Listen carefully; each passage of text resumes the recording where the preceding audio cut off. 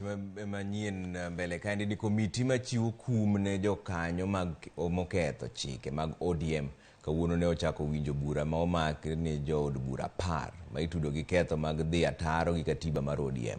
Jakom komitino Profesa Ben Sihanya olero ni jood bura 4 nosechopo e nyim komitino kama moko to kwayo mondo losnegi thuolo machielo. Kaka jafwambo marwa Walter Nyambaga leronwa, jood bura go riwo koda kamago ma itudo gi donjo e winjruok gi sirikal e yo ma ODM ok opuodho.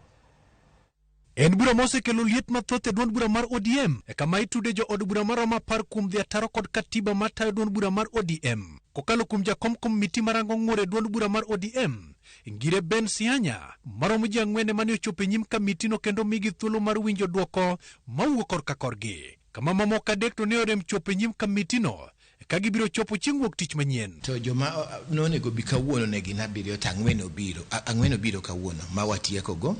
To adek oro kwayo ni mondo oyien gi thuolo mondo gibi chieng' machielo. Koro disciplinary committee ba wacho na waneno kwayo wa mi tarik machielo. Moko kuom ketho ma itudo godo jo od bura 10 go okelo kanyakla siro agenda ma Kenya Kwanza dhi lenga kod dwach ODM.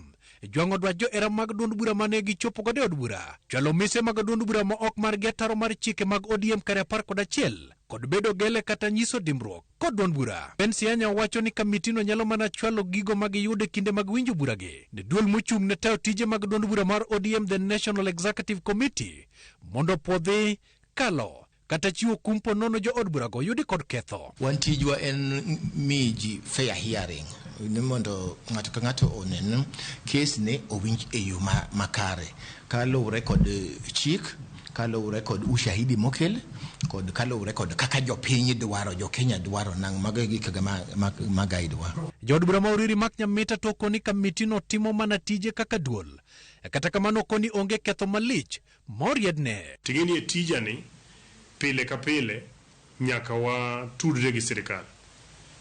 Samoro gibiro gi apia kate komiti kuonde ma wantiere. Koro an akia kata kuma ofisi UDA nitie, pok aromo gi jatendgi e capacity ne kaka. Koro ka ng'ato wacho ni wauso sera mag UDA, pok auso sera moro mono mopogore. Gik ma giwacho go dwani mondo ayud time mondo prepare. Koro abiro ndiko negi barua kata abiro yudo thuolo mondo be apia in person. Nyamita lero ni dwaro ni mondo giler gimomiyo giromo kod jatend piny kata sir agenda ma Kenya Kwanza. Barua manyo ayudo onge ndhadho, onge teko, onge kore. Nikech achiel kuom gigo magiwacho na ketho ni osenena ka uso policy mar party machielo. Evidence magiseyuda ka uso godo no pok aneno. Evidence magiwacho ni tarik moro dwe mar 3 ni nonena karomo gi party leader mar UDA, kato kendo chieng' machielo nena karomo gi deputy party leader mar UDA. Tan kipenja, an pok aromo gi party leader mar UDA, kata deputy party leader mar UDA pok naromo go. Ng'ama seromo go en ker mar piny e capacity mare kaka president.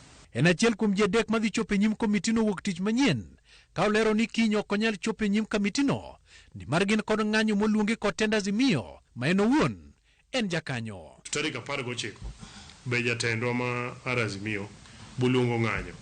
Koro ng'anyo ka jatelo mar party osechiwo direction ni ji odhi e ng'anyo, party organ machielo ok nyal chak chiwo direction mopogore ni ji apia. Mano we will be going contrary.